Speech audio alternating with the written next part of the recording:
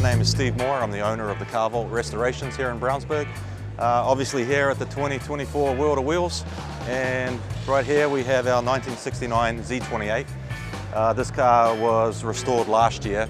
It took us roughly about a year and a half to do the restoration on this particular vehicle. So it was all numbers matching, engine, transmission, rear end, very original car. The only sheet metal that we actually had to replace on this particular car was the rear quarter panels. Everything else was savable. What makes this one kind of unique is that it's LeMans Blue, obviously, with the white stripes, but it has the dark blue interior with the white vinyl roof.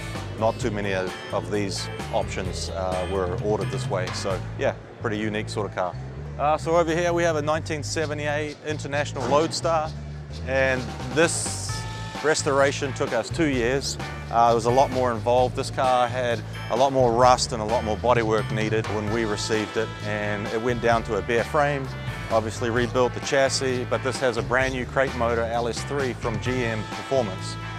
It's making 425 horsepower, and then we mated it to a NV 4500 transmission, so it's kept at a manual transmission with a Dana 30 front and rear axles and a Dana 300 transfer case, and all custom interior.